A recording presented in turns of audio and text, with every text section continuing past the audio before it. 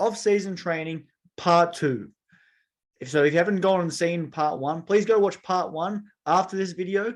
But this is going to really help you understand how you can become a better player in the field, because that's what I want you to do. I want you to become a better player on the field. So when you go back next season, no one recognizes you and how you play. So today I'm going to be talking about what sports can you do in the off season to actually make you a better player. And then I'm going to go through my own regime that I would do personally if I wanted to become a professional player. Okay. And I'm talking for, like if you're 15 to 20 in those years, that's your best times you can really put in towards training, because you don't have much else on in your life. You have school and stuff, but you can really go hard at your training. And then after that, if you're like 20 to 25, 25 to 30, these other things can help you as well. Like, I'm not saying it can't, but definitely, like, if you still want to get better, these things will help you. This is also going to help those parents out there. So if you're a parent and you've got a kid, in those age ranges, even younger, this could be really beneficial for you. Okay, so let's get started. Let's get into it. What other sports are there that transfer to the field? Because when you think about playing rugby union or rugby league, both of them, you need to think what's going to convert. Like, what do players actually need? Now, if you have a kid that's 4 to 6 years old or 4 to 10 years old, how can you set them up to be the best player they can be? And in my mind, and what the research would say, that in team sports, that the more sports you play at a younger age, the better they're going to become. So if I was thinking like, okay, I'm going to make this real weapon of a rugby player, from he's 5 years old, what am I going to do? Well, I'd probably get them into some sort of gymnastics. They'll do some sort of dance, all right? And that's going to really develop their footwork. I'd get them playing soccer. I would get them playing touch footy and football, and I would get them into some sort of wrestling. All right. And then you'll be covering all these bases of strength, development, and coordination. All right. And that's really big, is actually getting that coordination, because so much of sport is actually how well coordinated you are, how well you can see what's going on in front of you. And then your brain's going to make judgment of what you need to do next. And then you have the other side of it. It's okay, like your proprioception. I was like, what does your body need to do? Okay, and like gymnasts have amazing proprioception. They have amazing strength throughout the whole body. And so like just having that beginner's strength from like a gymnast's perspective is going to give a kid like a massive boost. There's other things like you could do as well, as like little A's, as in like athletics, that is. Just to teach that the sprint mechanisms, teach them how to be a bit more springy. That could be something that's really beneficial as well.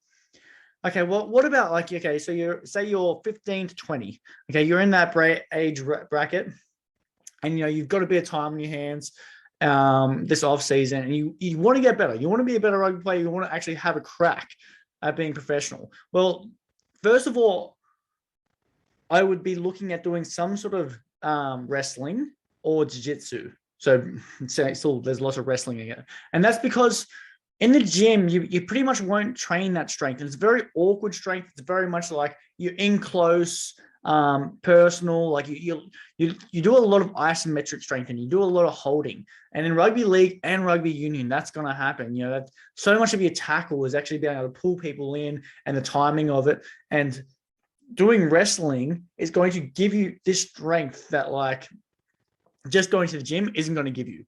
Like it can, and that's what I really try to focus on in my own programs. I try and incorporate a lot of isometrics and all these other techniques to actually give you as much strength that a normal program wouldn't give you. But I would definitely do some sort of wrestling, because you're going to build up the proprioception of actually being close to someone and knowing what to do, how to move that body weight, how to shift them to one side, and you're going to gain this massive advantage. So that's one sport I would definitely play. And then the other one, I would definitely be playing touch football. Okay. In my off season, if that age, it would be touch football for sure, because, then you're getting the skills at least of, catch and pass, but you're also getting, you should be doing some sprints during that, and should be keeping up your conditioning. All right. Obviously the conditioning is different. The skill sets are slightly different. but it is a good way to keep yourself fit and, just on top of your skills. So they're two sports definitely I would be playing on top of already doing, all the other stuff I'm going to give you. So what about if you're 20 to 30, all right? Like what if you're in that age range? What are you going to do? Like, and it really comes down to how much time do you have? Like, I'd go back to touch football. I think that would be a really key one. If your mates have a basketball team, which mine don't, I would say definitely basketball. It really helps out with the vision, your fitness, your stop start. Quite a good sport for actually kids to play, to convert over to rugby. So it really does depend on how much time you have. But why I'm adding this in is because a lot of people don't realize that, like, when you're actually playing sports, that's when you're getting better at sports. Okay, so when you're playing rugby, that's what you're going to get better by playing more rugby. Okay, and you obviously don't get as much chance to play more rugby when you're in your off season. Okay, so what can we do to spice things up, keep it interesting, and keep yourself improving? Okay, and that's by competing at other things, and that's what's going to help you come back better on the field. So what would my plan be? So if I was a young rugby player and I was, I wanted to go professional right now, I would be looking at what my weak links were on the field, and I would be really trying to fix those. Okay, so I would be training at least 4 times in the week, 4 times in the gym every week, and I would have a professional program. So I would go and seek someone who's already training people and helping people get to that professional level. I do that, but like, you don't have to go with me. That's fine. I'm just saying that's what I would do. And that way you have a program that's going to keep progressing you and getting you better and better and better. And that's what a good program should do. Okay, so I would do that. And then I would play touch once a week with my mates. And that would keep my skills up. And then I would go to the park beforehand and I would work on my individual skills. So now, like, you're trying to make the most out of your time. Okay, so like before I even got to touch, I would go and I would work on my individual passes, maybe my kicking game, whatever it is I need to work on to make me a better player. And then I would be studying the game. So whether you're rugby league or rugby union, I would be studying my position on the field. Okay, so what is your position on the field? Well, watch them. Who are those players? If there's no rugby on, watch old videos from this year or last year, or whatever you can get your hands on. Watch it. It's very readily available these days that you can actually do that. So study the game, find out what your position's really good at, and where your game's lacking. Understand where are they standing on the field. So that would be coming down to like a little bit more work ethic. And then I would wrestle 3 times a week. Okay, so I'd be finding a gym where I can wrestle. So I've been doing Brazilian Jiu-Jitsu or wrestling, and I found the conversion to the field and just like how you have to manipulate your body and other people's bodies, and how you have to stay calm it'd be awesome for rugby players to do that. And if you can get to a gym and roll 3 times a week, when you'll come back so much better player, especially, if you're doing the gym training with it. So like, I'm already a lot better than a lot of the other guys who've been doing, the same amount of me of rolling, but because I'm a lot stronger than them, I last longer and I learn the positions way faster. And then, I would just find specific things that I needed to work on.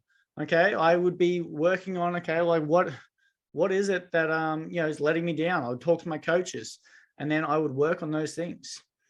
Okay. And so like now I've talked a little bit about programming in my last one. And now this one's really, what are you going to do in that, that other spare time to really make you a better player? Okay. And speed is going to help everybody.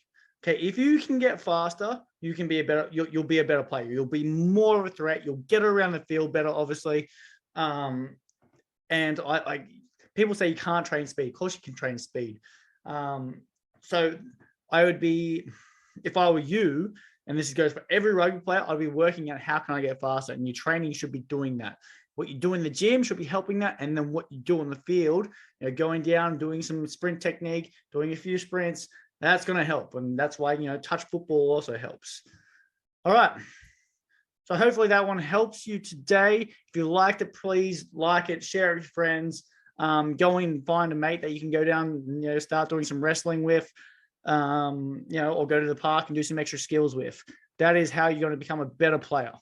All right. If you're after programs, please check out my super player program. That is my speed, strength, and fitness program. And then if you're looking just to put on size, please check out my maximum muscle program. Okay. Because that's going to help you put on. That one's all about putting on as much size as possible. So if you're a little guy and you want to put on as much muscle, that's the one for you. Thank you.